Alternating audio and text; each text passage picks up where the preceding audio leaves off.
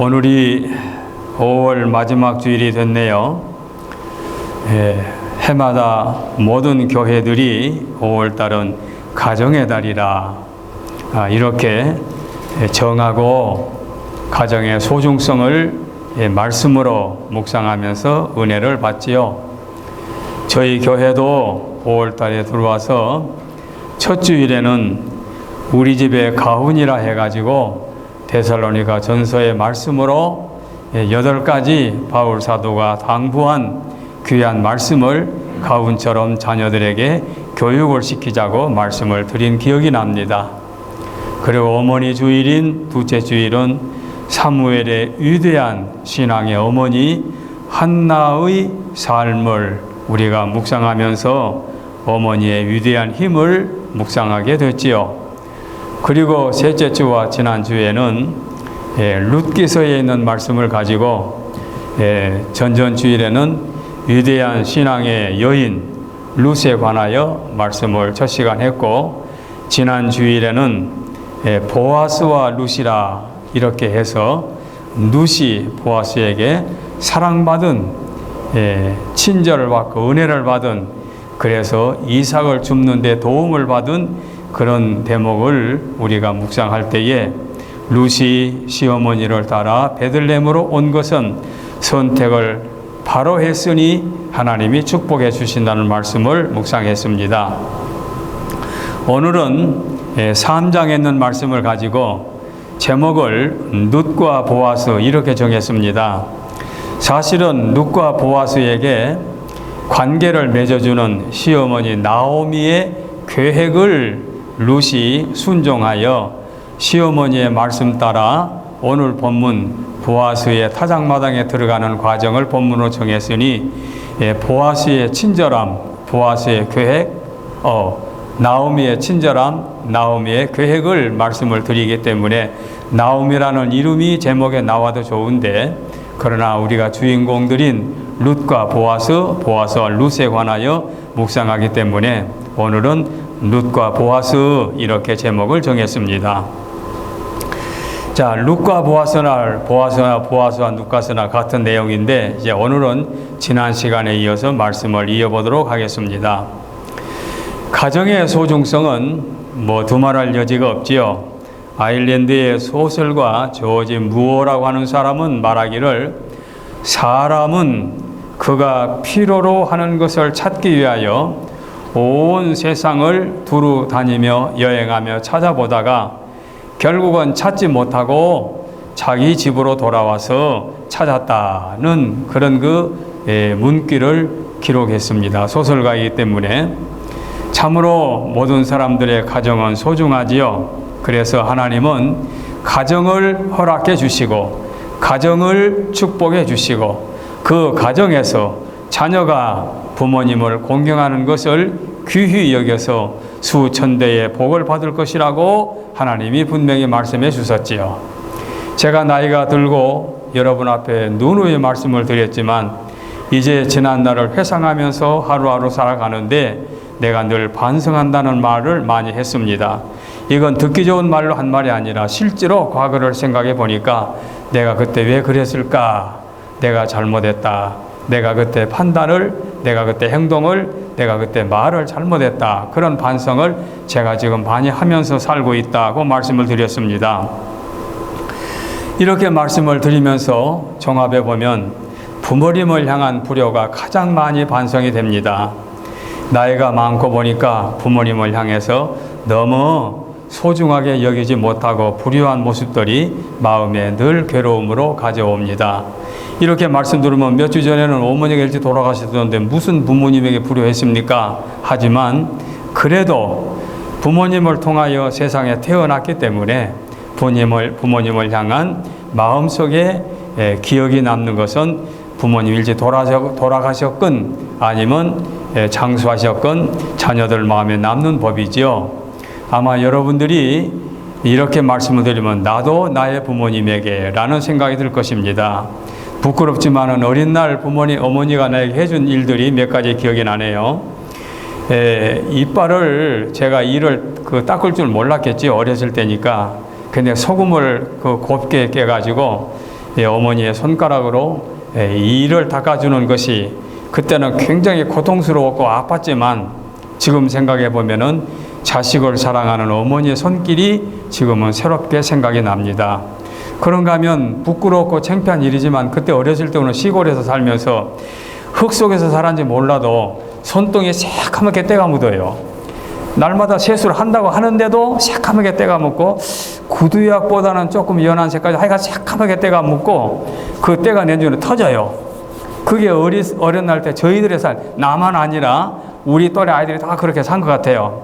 그럼 어머니가 따뜻한 물을 준비해 가지고 손을 푹 절인 다음에 돌멩이로 뚝뚝 긁어서 그 때를 싹 벗겨주면 그 다음에는 얼마나 깨끗하고 개운한지 그 싫다고 하지만 해준 다음에 보면 너무 고맙고 그때는 고마운지도 몰랐지만 참 좋다는 걸 느꼈습니다. 그런가 하면은 그 명절 뒤끝에 한국의 그 한옥들 보게 되면은 그 테마루가 있지 않습니까? 테마루에 단지가 있고 그 단지에 그 조청을 준비해 놨는데 이제 그 몰래 그 숟가락을 가지고 이렇게 퍼먹다가 그 어머니가 물동이를 쥐고 마당으로 들어오다가 딱 그때 걸려가지고 이놈아! 하고 소리칠 때에 깜짝 놀라서 도망쳐가지고 방으로 도망갔는데 방에 도망간들 뭐 하겠습니까? 그런 일들이 지금 생각이 나는데 그저 그 정도로 생각이 납니다. 아마 연세가 높으실 때까지 생전에 계셨던 부모님을 모신 여러분 자녀들은 그런 일들이 더 많이 남아 있겠지요. 제가 생전에 여러분 앞에 마지막 그 말년의 부탁을 드리고 싶은 것은 살아생전에 부모님을 공경하는 것은 참으로 아름다운 일이고 말년에 후회되지 않는 일이다는 얘기를 하고 싶어서 이런 지지한 말씀을 서론해서 추가로 말씀을 드립니다. 사랑하는 여러분들, 부모님이 생전에 계시다면 여러분에게는 큰 축복입니다. 그런 부모님들에게 공경하는 마음은 성경에 명해 주셨고 불효한 자식들은 죽이라고까지 성경에 엄하게 말씀해 주셨는데 우리가 부모님 공경은 후회하지 않는 첫걸음이라고 하는 것을 기억하시고 이런 말씀을 참고하시는 것이 5월달을 넘기면서 귀한 말씀이 될 것 같아서 말씀을 드립니다. 자, 오늘은 다시 본문으로 돌아와서 룻과 보아스에서 보아스라는 사람을 조금 제가 설명해 드리려고 주보의 한 면에다가 소개까지 해 놓았습니다. 자, 주보를 한번 펴보시기 바랍니다. 보시면 보아스의 가게라 해가지고 보아스의 가족은 유다 지파에 속해 있으며 그건 당연히 유다 지파에 속해 있는 걸 알겠지요. 람이라는 조상이 아미나답을 낳고 아미나답은 나손을 낳고 나손은 살몬을 낳고 살몬은 보아스를 낳았다. 이렇게 이어지죠. 자, 이 말씀을 좀 더 설명해 드리기 위해서 마태복음 1장을 한번 펴보시기 바랍니다.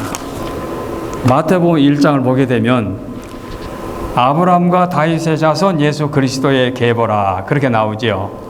그러면 딱 두 인물이 나오죠. 아브라함, 다윗.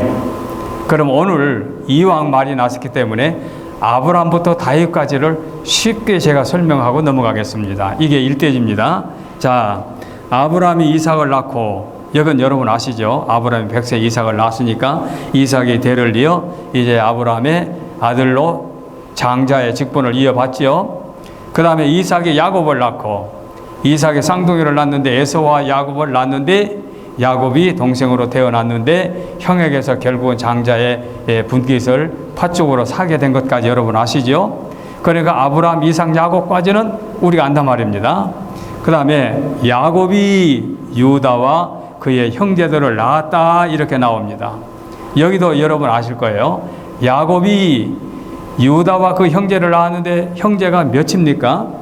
유다를 포함해서 12. 그러면 유다가 몇째입니까? 유다가 첫 번째로 태어난 아들은 아닙니다. 네 번째로 태어난 아들입니다. 그러면 자, 야곱에게는 12아들이 있고 12아들 중에서 첫째와 둘째와 셋째는 사람과 하나님 앞에 범죄해서 장자의 명분을 갖지 못하게 됐습니다. 루벤과 시므온과 레위가 그런데 첫째와 둘째가 셋째가 부모님 앞에 범죄하고 하나님 앞에 범죄해서 장자의 직분을 갖지 못하다 보니까 네 번째 아들인 야곱이 야곱의 네 번째 아들인 유다가 야곱의 대를 잇게 됩니다. 그러면 아브람, 이삭, 야곱, 유다까지 알게 되겠죠. 자, 그 다음에 그 다음 절 3절을 보면은 유다는 다말이라는 부인을 통해서, 뭐 부인도 아니지만 여기는 우리 학생들과 함께 예배드리니까 그냥 이제 쉽게 넘어가겠습니다. 유다는 다말이라는 여인을 통해서 베레스와 세라를 낳습니다. 베레스와 세라는 또 쌍둥이로 태어나지요. 근데 쌍둥이 중에서 베레스가 유다의 장자로 이어지게 됩니다. 그러니까 그다음에 보니까 유다는 베레스와 세라를 낳고 베레스는 헤스론을 낳다. 베레스가 헤스론을 낳습니다. 그러니까 유다의 손자가 헤스론이요. 그 다음에 헤스론은 람을 낳다. 람을 낳는데 그 람이 그 다음에 있는 말씀을 보니까 람은 아미나담을 낳고 아미나담은 나손을 낳고 나손은 살몬을 낳다. 이렇게 나오죠. 자, 그러면 오늘 보면 보아스의 가족의 나손부터 제가 시작하지 않았습니까? 나손부터. 나손이 아브람부터 몇 대입니까? 아브람, 이삭, 야곱, 유다, 그 다음에 베레스, 그 다음에 헤스론, 그 다음에 람. 여섯 번째 손자지요. 여섯 번째 손자 람이. 람은 아미나답을 낳고 아미나답은 나손을 낳았다. 자, 여기서 유다의 12아들 중에서 야곱의 12아들 중에서 유다가 장손이 되어 가지고 유다가 요셉이 남방으로 팔려갈 때에 여러 형들에게 좀 서운한 점이 있어서 이방으로 나가가지고 이방에서 결혼해서 이방 여자와 결혼해서 자녀를 낳게 되지요. 그래서 유다가 떨어졌다가 이제 요셉이 애굽에서 총리가 될 때쯤 해서 유다를 비롯한 여러 형제들이 아버지 야곱과 더불어 살게 되는데 그 형제들이 애굽으로 내려갈 때 약 70명이 내려가게 되지요. 그러니까 70명 중에 내려갈 때에 그들이 누구였느냐? 유다는 다말에서 베레스와 세라를 낳고 베레스는 헤스론을 낳고 헤스론이 람을 낳는데 그들이 애굽으로 내려가서 그 대수가 이어지는 과정입니다. 그래서 어디까지 낳느냐? 그들이 나손, 살몬, 보아스 이렇게 되는데 나손 때까지 애굽에서 살았습니다. 자, 그러면 이제 대수가 이어지죠. 그 다음에 나손이 보아스의 할아버지 나손은 이스라엘 백성의 이집트에서 나왔을 때 유다 지파의 대장이었다 이렇게 나오지요. 나손이라는 사람은 12지파 중에서 유다 지파가 가장 왕성했는데 유다 지파의 우두머리입니다. 대장이에요. 그래서 유다 지파의 모든 그 지시를 이 나손이라는 분이 이제 말하자면 지시를 해요. 그리고 이제 광야에 나와가지고 성막을 짓고 하나님 앞에 헌물을 드릴 때도 유다 지파가 1순위. 그 1순위 중에서 또 나손이 제일 먼저 가서 드려요. 이렇게 해서 이제 앞장서서 했는데 그런데 나손이 가나안 땅에 들어가지 못하고 애굽의 가나안에서 그만 죽습니다. 왜 죽느냐? 여기도 또 여러분 그 내용을 알아요. 12 정탐꾼을 파송해서 보낼 때 12 정탐꾼이 가나안 땅에서 40일 동안 정탐하고 돌아와가지고 보고할 때에 둘러 놀아지 않습니까? 10대 2로 10명의 정탐꾼은 우리 들어가지 맙시다. 그들 앞에 우리는 아주 초라한 메뚜기 같은 존재고 별 볼 일이 없으니 우리는 애굽으로 돌아갑시다. 우리가 상대가 안 됩니다. 이렇게 해서 낙심해서 부정적으로 보고하고 그 다음에 두 사람만 반대로 보겠죠. 하나님이 우리와 함께 하시니 그들은 우리의 밥이다. 그들은 누굽니까? 여호수아와 갈렙. 그래서 모세가 두 사람의 보고와 10사람의 보고를 받은 다음에 하나님이 진노하사 여호수아와 갈렙만 남겨놓고 애굽에서 나온 사람 중에서 20세 이상의 장정들은 광야에서 다 죽어요. 그때 나손도 그래서 광야에서 죽습니다. 그리고 나손의 아들 살몬이 이제 나손의 유대 지파에서 청년이 되어 가지고 가나안 땅에 입성하게 되지요. 자, 여기까지 보면은 아브라함부터 이제 살몬까지 이어지게 되는데, 살몬이라는 사람이 누구냐? 오늘 본문에 와서 보니까 보아스의 아버지지요. 그러면 살몬이 어떤 사람이냐? 이 부분도 성경을 쉽게 제가 설명해 드리겠습니다. 살몬이라는 사람이 이제 여호수아와 갈렙의 지도하에서 이제 여단강을 건너서 가나안 땅에 이제 입성할 때에, 여호수아와 갈렙이 과거에 자기들이 갈 때는 12사람이 정탐꾼을 갔는데 여리고성을 정탐으로 보낼 때는 몇 사람 보냈습니까?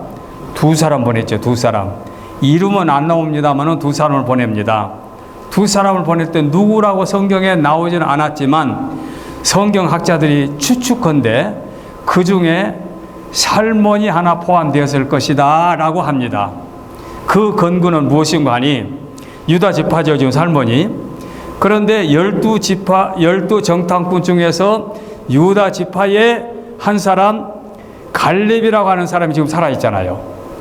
갈렙이라는 사람과 여호수아가 지금 지도자가 되어가지고 가나안 땅을 점령해야 되는데, 첫 성으로 여리고서로 이제 정탐꾼을 보낼 때, 2사람을 보낼 때 모르긴 해도 갈렙이라는 사람이 자기 지파, 유대 지파에서 한 사람을 뽑을 때는 살몬이 아니었겠느냐라고 추측을 합니다.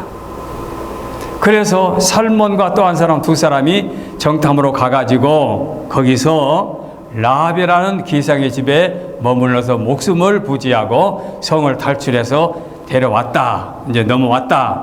그 다음에 라합과 그의 가정이 구원함을 받았다. 그러면 이 부분에서, 자, 마태복음에서 살몬이 라합의 남편이라는 말이 나오지 않습니까? 그러니까 이제 살몬이 라합의 이제 남편이라는 말은 나왔는데, 아까 말씀드린 2사람의 정탐꾼 중에 한 사람이 라합인지 아닌지 모르지만 라합이라고 생각하는 학자들이 많다. 그리고 또 하나, 만에 하나 살몬이라는 사람이 2사람 정탐꾼으로 가지 않았다 할지라도 라합의 가족을 구원받아라. 자기들의 민족 앞으로 데려왔습니다. 그리고 여리성은 폭삭 망했습니다.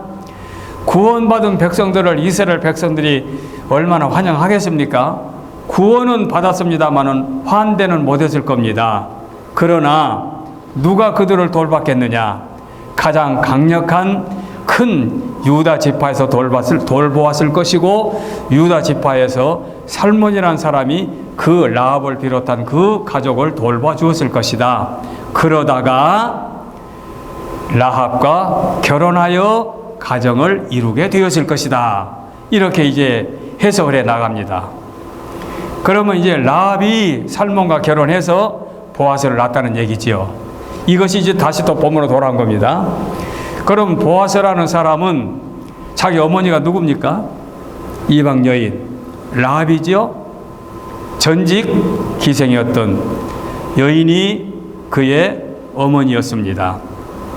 그런데 보아스라는 사람은 오늘 본문을 보면은 부자고, 장로들과 자리를 같이 해서 중대사를 의논할 수 있는 권위 있는 사람이고, 믿음이 돈독한 사람이고, 그리고 불쌍한 사람을 구제하고 선행을 베풀 줄 아는 덕 있는 사람이다.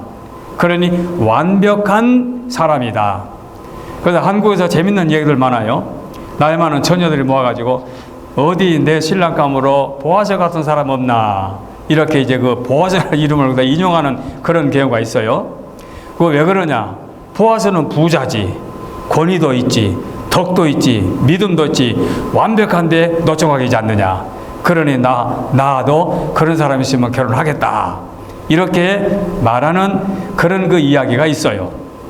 자, 그렇다면은 보아스는 이렇게 완벽한 모든 것을 갖춘 사람인데 왜 그동안 결혼을 하지 않았느냐?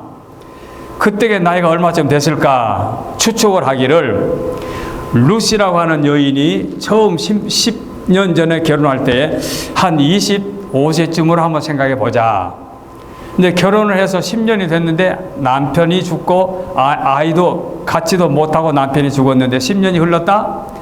그리고 시어머니를 따라서 베들레헴으로 왔다. 그럼 이제 나이가 몇 살입니까? 아무리 못 잡아도 35세는 되지 않았겠느냐. 35세 된 젊은 과부에게 보아스가 내 딸아라고 호칭을 했는데, 이 내 딸아 하는 말도 성경에 보게 되면 자기의 친딸이나 또는 며느리에게 내 딸아 하고 호칭하는 경우는 있지만, 남을 향해서 내 딸아 하고 부르는 경우는 보아스의 경우밖에 없다라고 해석을 해요. 말씀을 해요. 그러면 35세쯤 되는 중년 여인에게 내 딸아 라고 말하는 보아스는 몇 살쯤 되었을까? 못 잡아도 40대 후반 50대가 아니었겠느냐. 그러면 40대 후반 50대의 총각이면 노총각이지, 늙은 총각이지, 젊은 총각 아니지 않습니까? 그럼에도 불구하고 그때까지 결혼을 왜 안 했을까? 왜 안 했을까? 여기에 또 추측입니다마는 이스라엘의 콧대 높은 그 여인들이 보아스를 보니까 다 완벽한데 한 가지 결함이 있어요. 그 결함이 뭐냐? 어머니가 이방 여인이다. 자기들이 시어머니로 모실 여자가 이방 여인이다. 라합을 시어머니로 모실 만한 용기와 힘이 없기 때문에 아마 보아스를 남편으로 맞이할 처녀가 없었을 것이다 라고 말하기도 하고, 또 반대로 보아스의 입장에서 내가 그렇게 아쉬운 사람이냐? 나 결혼하지 않고 말지. 너희들 같이 그렇게 성물, 세상적인 조건만 따지고 콧대로 봐서 우리 어머니를 멸시한다면 나는 너희들 같은 여자에게 결혼하지 않겠다 라고 해서 보아스가 결혼을 망설였을 수도 있다 라고도 말합니다.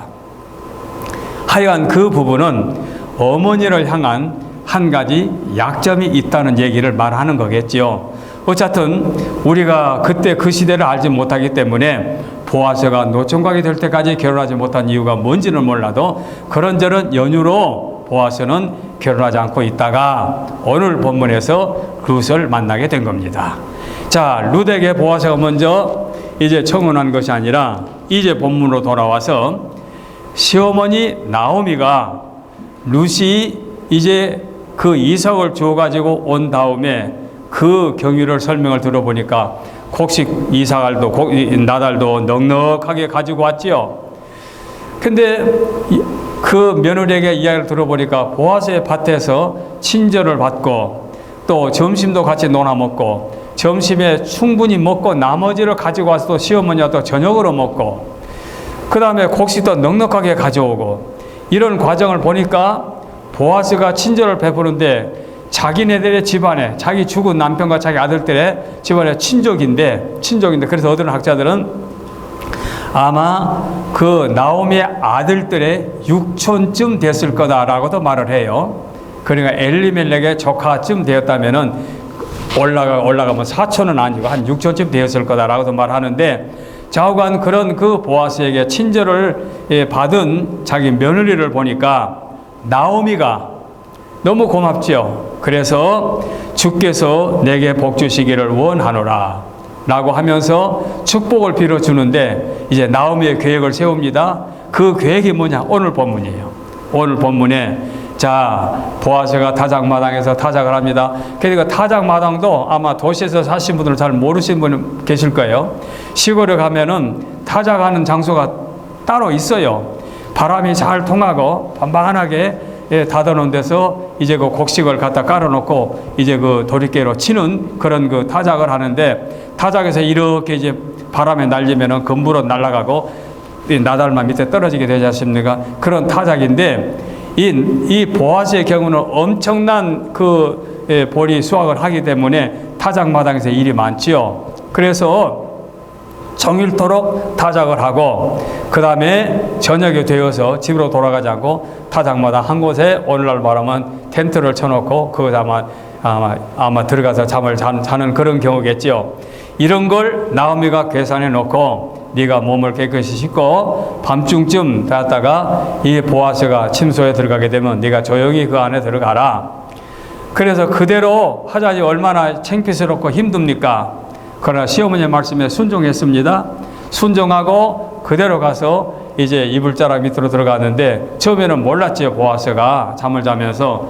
근데 새벽녘에 보니까 자기 곁에 사람이 있단 말입니다. 네가 누구냐 그러니까 오늘 본문에 보아스 이제 룻이 나는 당신의 종입니다. 기업물을 짭니다. 이렇게 말씀을 드리지요.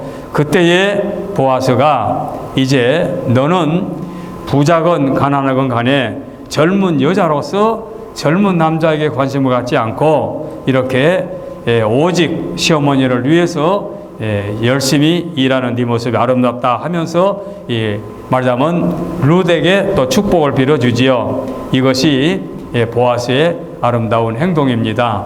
오늘 여기까지 이야기 중에서 여러분이 꼭 기억해 두실 것은 보아스라는 사람이 누구냐?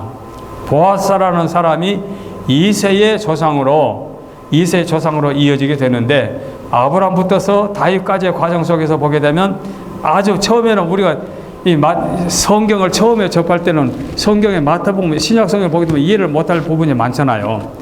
그런데 오늘 본문을 이렇게 설명을 듣고 보면 아브라함이 아브라함과 다윗 자손이라. 그러면 그 14대까지만이라도 우리가 쉽게 이해할 수 있잖아요.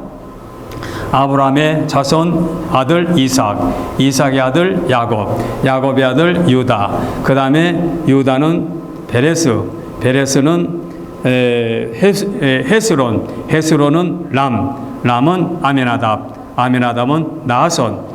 그 나손 때 광야로 나왔다고 그랬죠. 나손이 살몬, 살몬이 보아스, 보아스가 오벳, 오벳이 이새를 낳았다.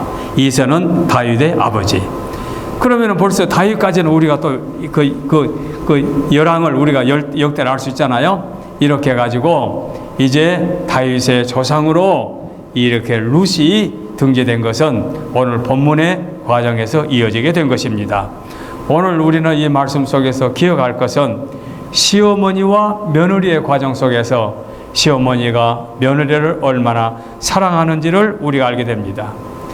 한국의 시어머니와 며느리의 그 고부간의 갈등을 우리는 방송으로도 알고 현재도 주변의 사람들을 통해서 알고 참 갈등이 심한 걸 많이 있지요. 많이 알고 있지요. 그래서 며느리가 뭐라고 부탁하게 되면 대꾸도 안 하다가 어머니 누구씨 아들 이름을 대면서 누구씨가 그걸 원하여 하면 득달같이 시어머니 해준다잖아요. 이런 식으로 편애하는 시어머니들의 모습을 보면서 오늘 본문에 이 나오미가 룻을 향한 아름다운 행위는 참으로 이 본문 속에서 본받을 아름다운 모습이라 하는 것을 깨닫게 됩니다. 그와 함께 올라간 사람들은 이르되 우리가 능히 올라가서 그 백성을 치지 못하려니 그들은 우리도 강하니라.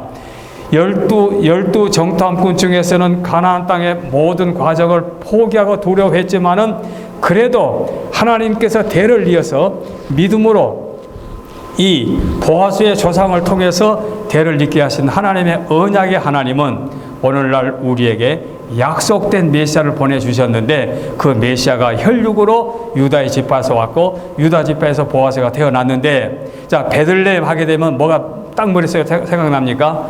예수님이 베들레헴에 태어났다. 그 베들레헴이 예수님 말만 유명해진 거지요. 근데 베들레헴 예수님 이전에 누구지요? 그 이전에 다윗이 베들레헴의 출신으로 유명한 인물이죠. 그 후에 또 거슬러 올라가면 누굽니까? 보아스. 그러니까 보아스가 덕망에 있는 훌륭한 사람으로 하나님 앞에 인정을 받아서 룻과의 가정을 통해서 이제 자녀를 낳아서 다윗이 태어나고 다윗의 후손으로 예수님을 하나님께서 베들레헴에 태어나게 하셨다. 여기까지가 오늘 본문의 말씀의 과정을 설명해 드린 것입니다. 이제 다음 주에 한 주도 본문 이 룻기서 4장의 말씀을 가지고 이제 보아스가 장로들과 더불어 그 절차를 과정을 밟고 우리가 아는 거지만 그 과정을 설명해 드리고 그 다음에 이제 결론으로 말씀을 맺으려고 합니다. 오늘 여러분은 5월 달에 이 가정의 달에 룻에 관한 말씀을 4시간에 거쳐서 말씀을 드립니다. 1장, 2장, 3장, 그리고 다음에 4장에 이어서 바로 이 중에서 참으로 시어머니와 며느리의 삶, 아름다운 삶으로 하나님께 인정을 받고 보아스는 보아스대로 늦게까지 결혼하지 못했지만 룻이라는 현명한 여인을 만나서 아내를 삼았다. 그래서 잠언서 마지막 부분에 보게 되면은 현숙한 여인이 나오지 않습니까? 현숙한 여인은 가정을 부유하게 하고 남편과 자녀들에게 행복을 가져다 주는 현숙한 여인이 나오는데, 어떤 학자들은 오늘 본문에 나오니 룻이 그 잠언서에 나오는 현숙한 여인이다 라고 해석하는 분들도 있습니다. 그만큼 현숙한 여인을 보아스가 아내로 삼게 된 것입니다. 오늘 살아가는 여러분들, 가정이 소중하고 하나님께서 가정에 축복해 주시길 원하고, 또 자녀가 부모님을 공경하는 것을 하나님은 기뻐하시고 그 자녀들에게 수천대의 복을 주신다고 하였고, 또 땅에서 번창한 축복을 받는다고 하였으니, 우리가 지금까지 세대 차이 또는 습관으로 인해서 또 자녀들의 입장에서 부모님에게 불평할 것이 있었다 손치더라도 그 모든 것을 믿음으로 감당하시고, 며느리와 시어머니의 입장에서 순종하고 사랑하고 은혜를 베풀어 준 것처럼 우리의 가정들도 행복한 가정이 되었으면 좋겠다는 식으로 오늘 여기까지 말씀을 드리겠습니다. 기도하겠습니다.